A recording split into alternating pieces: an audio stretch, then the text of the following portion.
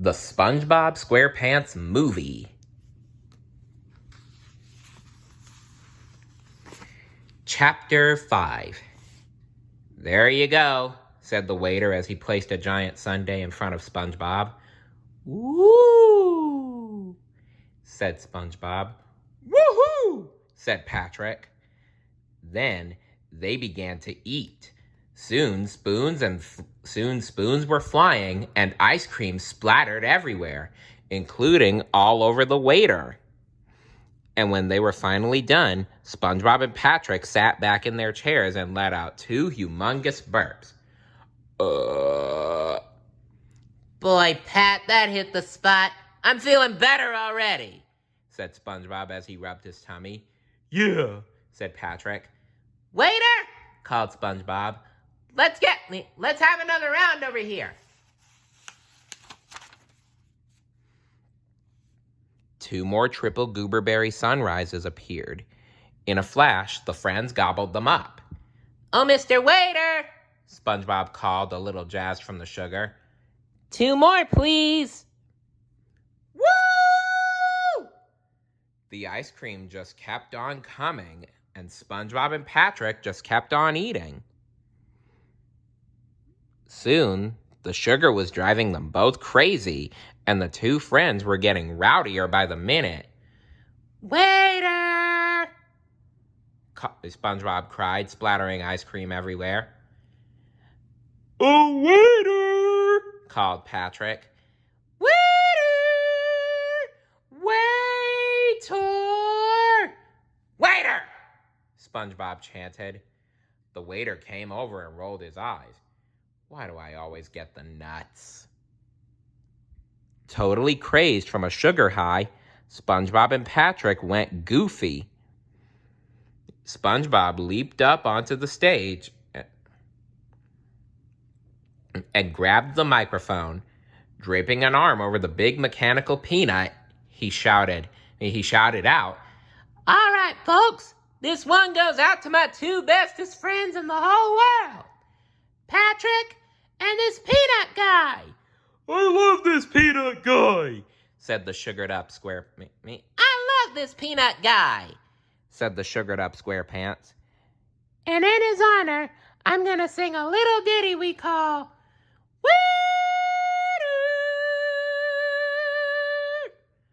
SpongeBob and Patrick began to sing loudly and out of tune, chasing the customers away. But they still kept on eating ice cream until they turned purple. The next morning, SpongeBob woke up at the bar. Someone was shaking him and making the party boat spin. Hey, get up. Hey, come on, buddy, said the waiter. I want to go home. SpongeBob opened his eyes. The light hurt. Slowly, he sat up and blinked. Where am I? He wondered. SpongeBob looked around. Goofy Goober's was deserted, except for a guy sweeping peanut shells off the floor. Come on, pal, said the waiter, helping SpongeBob to his feet. My head, groaned SpongeBob. He started to pass out again, but the waiter caught him.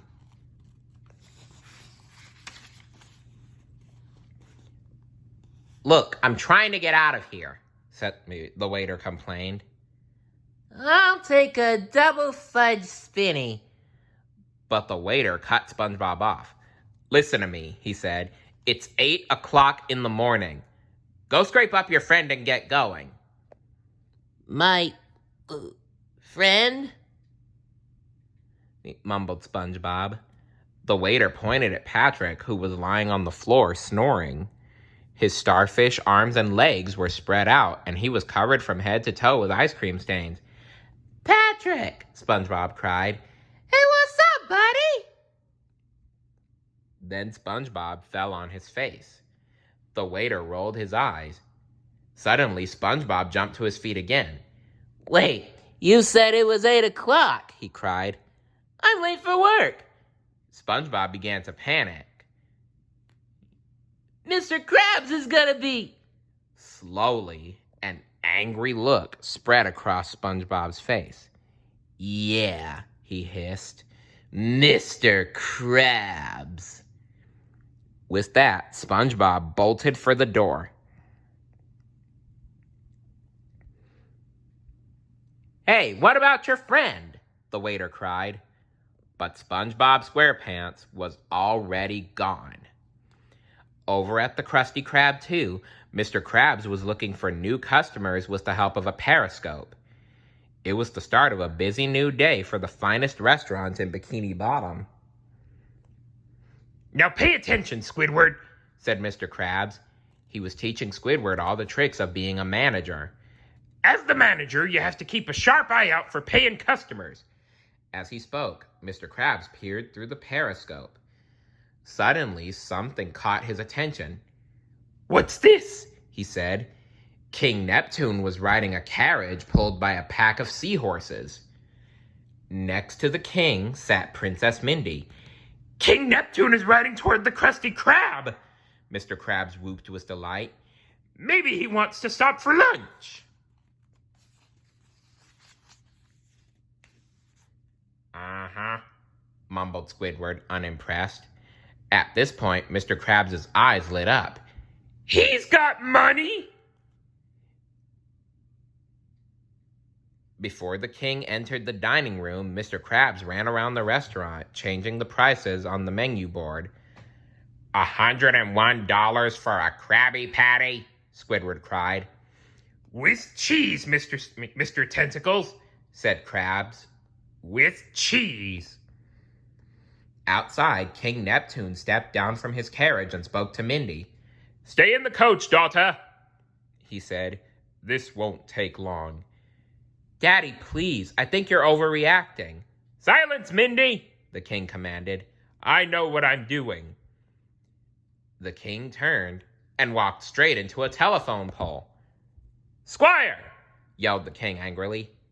"Yes, your highness," asked the squire. "Have this pole executed at once." "You can't execute a pole. It's not a living thing. Come on." Inside the Krusty Krab 2, the squire entered and announced King Neptune's arrival with a horn fanfare.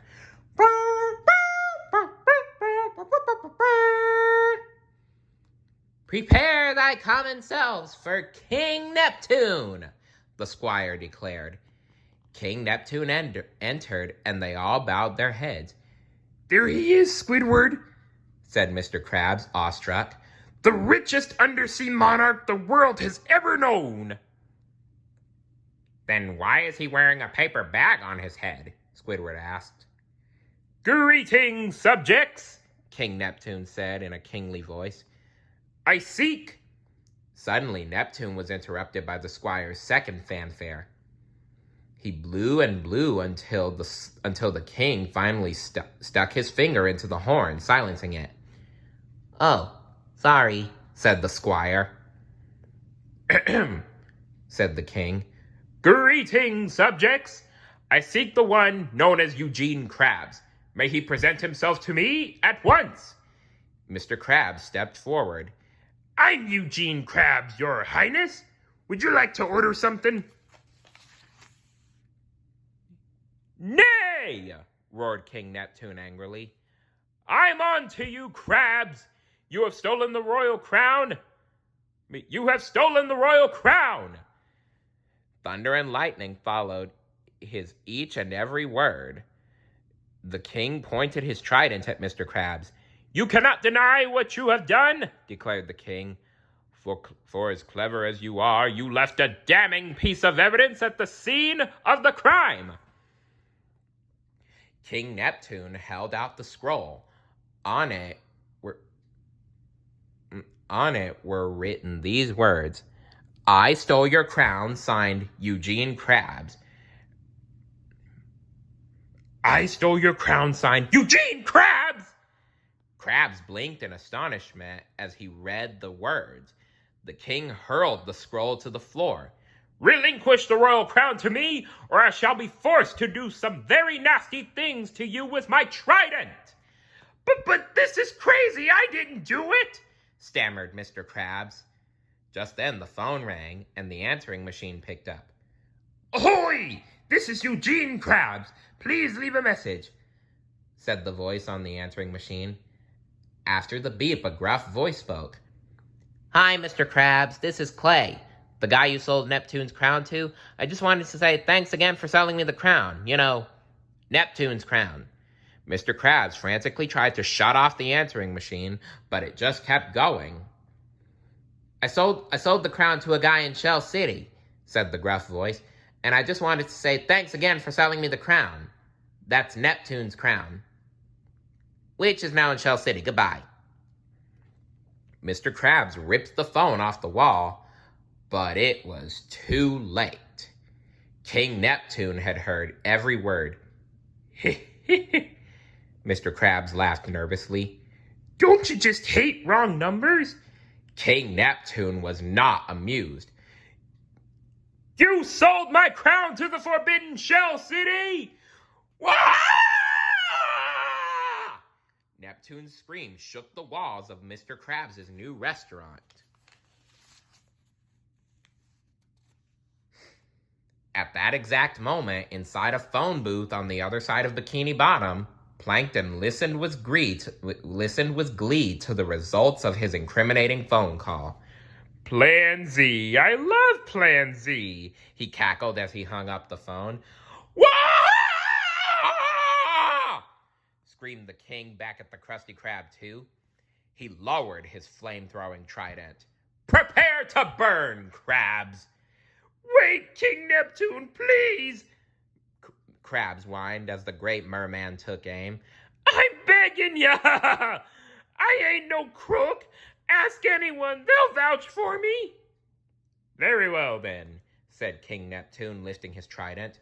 "Before I turn this conniving crustacean into fish meal, who here has anything to say about Eugene Krabs?" A loud belch turned everyone's eyes to the front door. There stood SpongeBob. He was still a little crazed from the night before, and he was very angry about not getting the promotion. I've got something to say about Mr. Krabs, SpongeBob announced. "SpongeBob, me boy," said Mr. Krabs. "You've come just in time. Please, tell King Neptune all about me." SpongeBob faced the king. I've worked for Mr. Krabs for many years and always thought he was the greatest boss, said SpongeBob. "You see?" cried Mr. Krabs. "A great boss!" "Until today," SpongeBob continued, "I now realize that he's not a great boss. In fact, Mr. Krabs is nothing but a great big jerk. And he's fat." Whoa, are you literally fat-shaming your boss right now, SpongeBob? As Mr. Krabs shrank under every word, SpongeBob really let him have it. "I deserve that manager's job, but you didn't give it to me because you say I'm a kid," yelled SpongeBob. "Well, I'm all man, Krabs, and I've got something to say to you."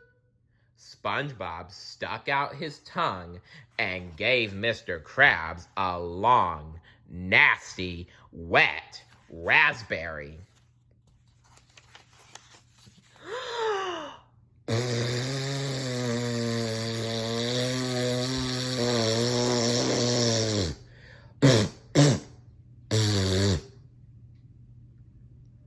"There, I think I've made my point. There," said SpongeBob calmly.